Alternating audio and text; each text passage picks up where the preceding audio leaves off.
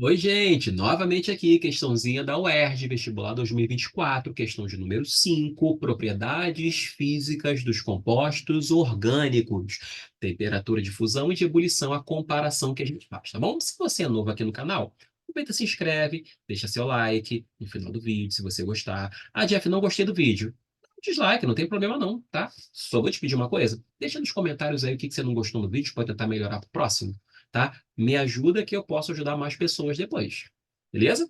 E muito bem-vinda. Vamos começar nossa revisãozinha aqui de propriedades físicas, ok? Questão da UERJ, vestibular 2024, começa assim.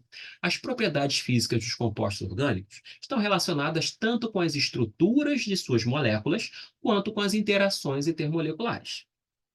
Com base nesse princípio, considere as seguintes temperaturas de ebulição sob pressão atmosférica dos três isômeros planos de fórmula C5H12. Tá? Então, gente, vamos pensar numa coisa. Quando a gente fala de propriedades físicas de compostos orgânicos, temperatura de fusão, temperatura de ebulição, uma das coisas que a gente tem que ter na cabeça é quais são os fatores relevantes, tá? Os fatores que vão determinar de fato se a temperatura de ebulição é mais alta ou mais baixa. Tá? A gente vai ter que pensar sempre, sempre em forças intermoleculares e arranjo tridimensional da molécula, tá? Eventualmente, massa também pode ser um fator. Só que nesse caso você vai perceber que as massas são iguais. Eu estou falando de três isômeros. As massas molares são iguais. Então, nesse caso, a massa não dá nem para começar a brincadeira. Eu vou ter que pensar em forças intermoleculares. Então, vamos lembrar rapidinho de forças intermoleculares? A gente tem o dipolo induzido, tá? Forças de London. Eu sei que no ensino superior tem uma diferençazinha, né, no que é a força de Van der Waals para o dipolo induzido e tal. No ensino médio, a gente costuma erroneamente dizer que é sinônimo, tá? Não é sinônimo, não. Força de Van der Waals, dipolo induzido e força de London não são sinônimos, tá? Mas o que que a gente usa como mais frequente no ensino médio? Dipolo induzido ou forças de London, certo? Forças de London, tá? É, essas são mais fraquinhas e ocorrem entre moléculas apolares, tá? Moléculas apolares não têm polo positivo atraindo polo negativo, a atração é mais fraquinha.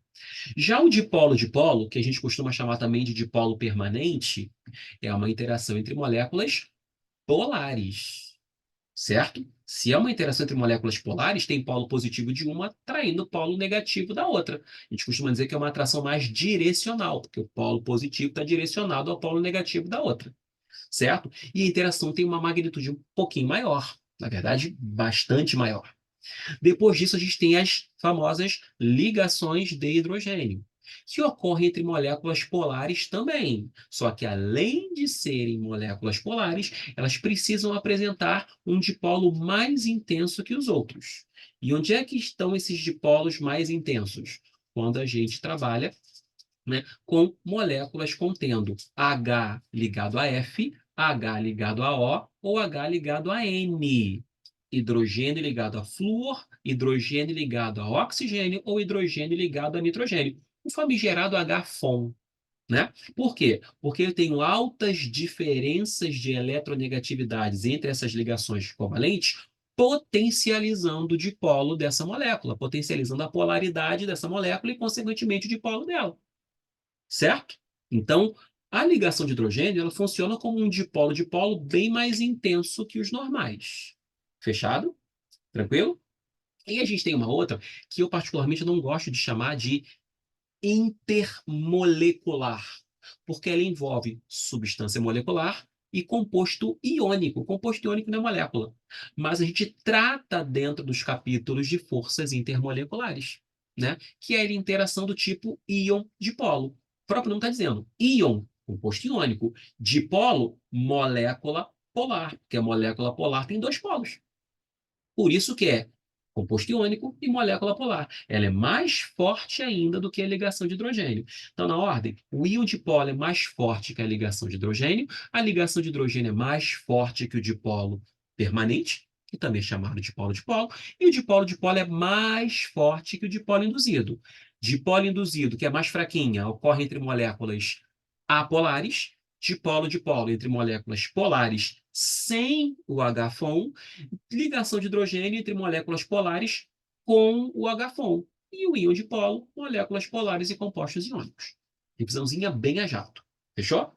Bom, questão é, se aqui a gente tem hidrocarbonetos, hidrocarbonetos são apolares na química orgânica, tá? Isso aqui, ó, hidrocarbonetos. Tá? Aqui, hidrocarbonetos.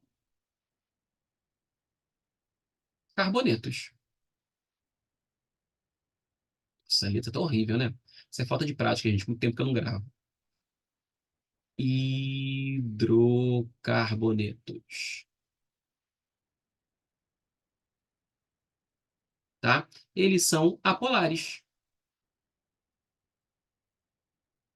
Se eles são apolares, a força intermolecular é o dipolo induzido.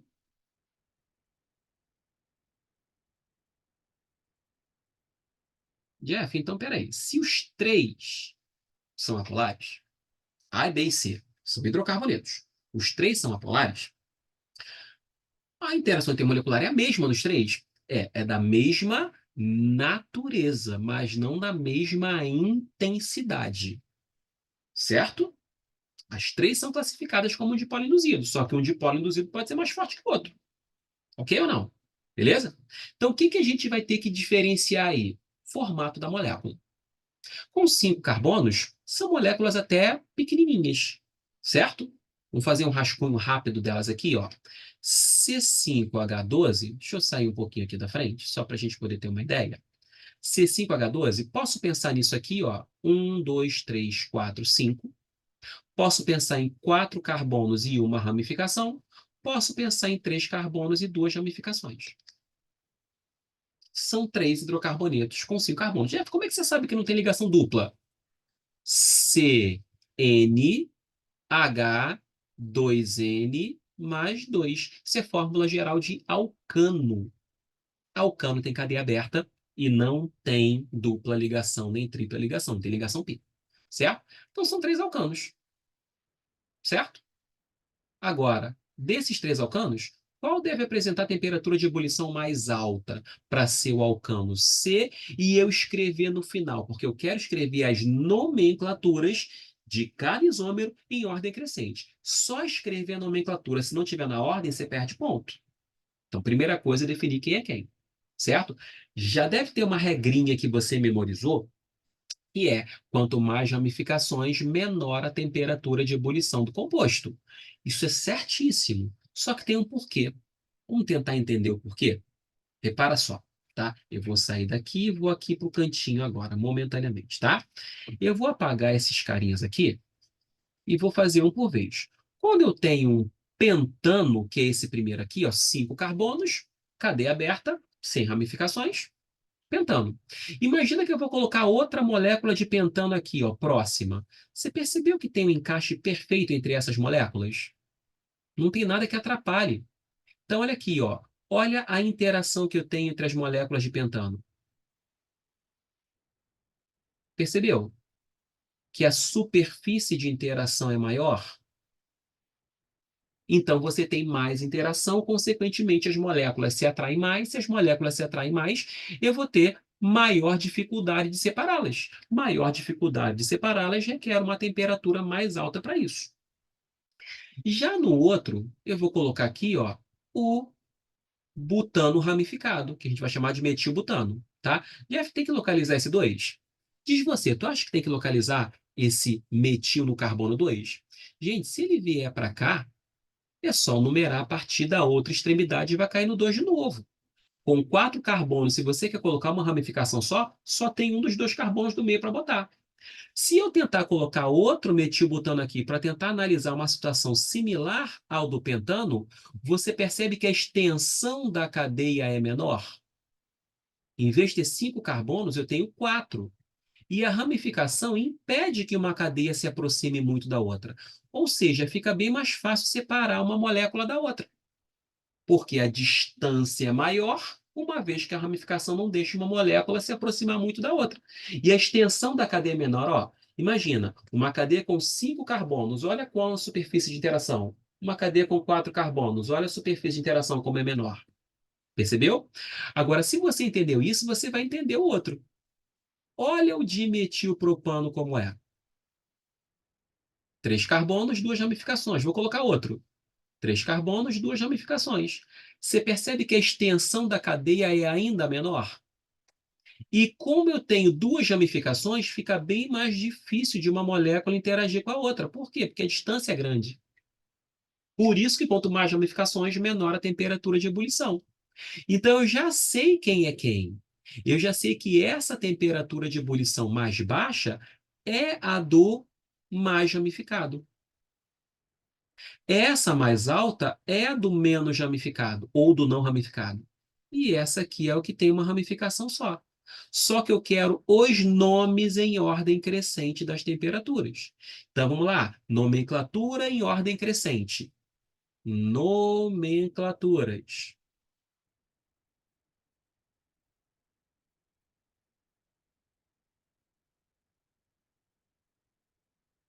Ordem crescente. O menor deles, dimetil butano. Seguido do metil butano. E por fim, o pentano. São esses três em ordem crescente. Tá? Depois, determine a porcentagem em massa de carbono presente nesses isômeros. Tá? A fórmula não é, ó, porcentagem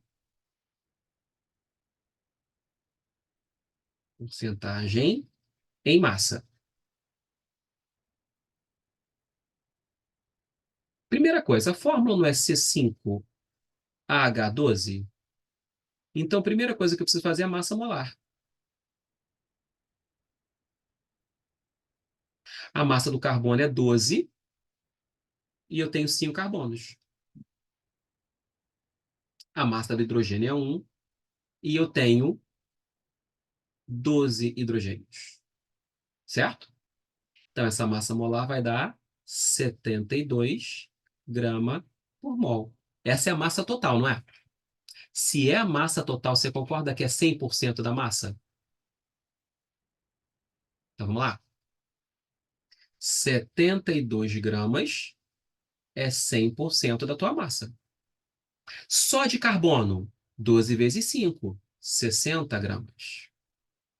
Isso vai ser P%. Fazendo a continha. O P vai dar 60 vezes 100 sobre 72. Certinho? Dá para simplificar para você fazer menos conta, né? Aqui, se eu dividir por 12, vai dar 5. Por 12, vai dar 6. Não é isso?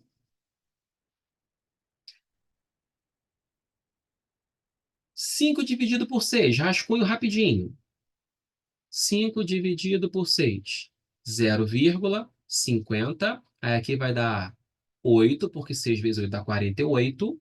Sobram 2, não é isso? Aí 0 de novo, vai dar 3, sobram 2, 3 e por aí vai, certo? Então isso aqui vai ficar 0,833, aproximadamente, né? Tá?